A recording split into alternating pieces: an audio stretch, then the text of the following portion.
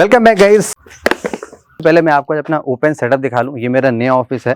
यहाँ पे मैं खुले आसमान में काम करूँगा और मस्त लाइटिंग होगी, सभी कुछ होगा।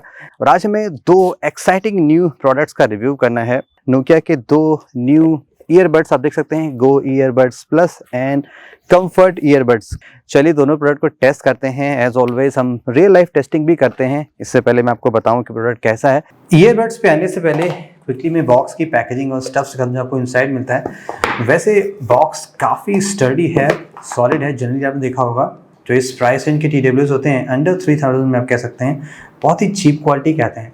इनसाइड अगर आप जाते हैं कंफर्ट वर्ड्स में, यहाँ पे आपको एक USB type C charging cable मिलेगी, ब्लैक कलर की अगर आपके पास ब्लैक वेरिएंट है, एंड कुछ एक्स्ट्रा ग्रे सिलिकॉन टिप्स मिलेगा। Let's see inside go earbuds plus में, तो वहाँ पे भी आपको कुछ ऐसे ही सिलिकॉन टिप्स मिलेंगे और साथ ही साथ एक white USB type C cable मिलेगी। एट द फर्स्ट हमें रेंज चेक करनी है, इन दोनों ईयरबड्स की रेंज कितनी है। अगर आप इंडोर आउटडोर में फ़ोन से कनेक्ट करके बहुत सी एक्टिविटी परफॉर्म करते हैं तो कनेक्टिविटी अच्छी नहीं चाहिए। दोनों में एक सॉन्ग प्ले करता हूँ और काफ़ी दूर तक जाता हूँ और आपको स्टेप्स में बताता हूँ, आप फीट्स और मीटर में कन्वर्ट कर लीजिएगा। ये गया पहला फ़ोन एंड ये गया आईफोन जिसमें हमने दूसरा कनेक्ट कर रखा है। ओके, तो मैं यहाँ से रिवर्स जाता हूँ और काउंट करता हूँ।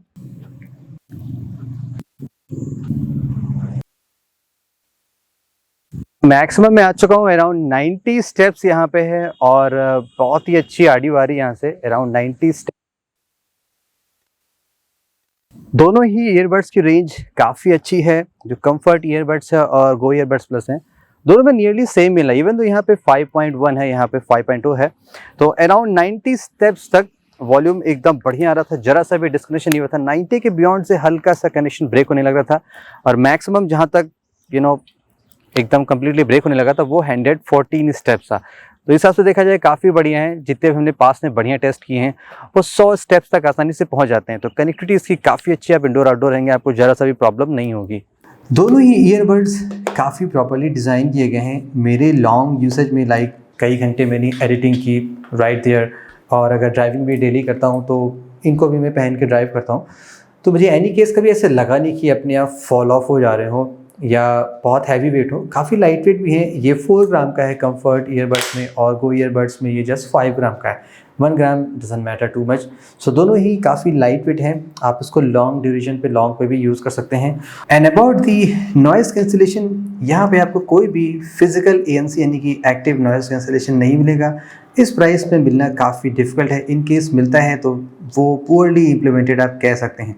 यहाँ पे आपको जस्ट पैसिव नॉइज़ कैंसिलेशन मिलता है एंड सरप्राइजिंगली मुझे इसका जो नॉइज़ कैंसिलेशन काफ़ी इफेक्टिव लगा। जस्ट विद द ईयरबड्स आप कह सकते हैं अराउंड 80 to 85% आप बैकग्राउंड नॉइज़ को सप्रेस कर सकते हैं easily. Now how about the sound quality. First loudness की बात करें, अब जो 201 मॉडल नंबर यानी कि गो ईयरबड्स प्लस, यहाँ पे जो ड्राइवर है वो 13 mm का है और ये जो 411 मॉडल है यानी कि कंफर्ट ईयरबड्स जो ब्लैक वाला मेरे पास है, इसमें जो साउंड ड्राइवर है वो 10 mm का है। अब एग्जैक्टली गाइस ड्राइवर के साइज़ से क्वालिटी आप डिसाइड नहीं कर सकते हैं, बट जो मैंने फील किया है वो ये कि जो लाउडनेस है ना वो इस स्मॉल वाले में, लाइक गो ईयरबड्स प्लस में ज़्यादा है। अराउंड आप अगर 90% सुनते हैं तो काफ़ी ज़्यादा लाउड हो जाता है। यहाँ पे लाउडनेस इन कंपैरिजन टू इस स्मॉल वाले के प्लस वाले से थोड़ा सा कम है। ऐसा नहीं कि लाउड नहीं है, कि थोड़ा सा ज़्यादा लाउड है कंपेयर टू इसके। बाकी साउंड में नियरली दोनों इक्वल है। दोनों में आपको SBC और AAC कोडेक का सपोर्ट मिलेगा और जो बैस है आप कैसे थोड़ा सा हैवी बैस की तरफ है। थम्पी बैस आप काइंड ऑफ अज्यूम कर सकते हैं। ट्रेबल ओके है, मिड्स थोड़े से ज़्यादा बेटर लगे मुझे इन दोनों में। तो साउंड एक्सपीरियंस आप कह सकते हैं ओवरऑल बैलेंस्ड है। अगर आपको थम्पी बैस पसंद है देन आपको इन दोनों में वो मिल सकता है। गो ईयरबड्स प्लस IPX4 सर्टिफाइड है एंड जो 411 मॉडल नंबर यानी कि कंफर्ट ईयरबड्स ये IPX5 है। आई मीन थोड़ा सा डिफरेंस दोनों में होता है, बट आप दोनों को काइंड ऑफ स्वेट प्रूफ मान सकते हैं, यानी कि आप बिट ऑफ शावर में भी जाएंगे तो भी ये दोनों काम करते रहेंगे।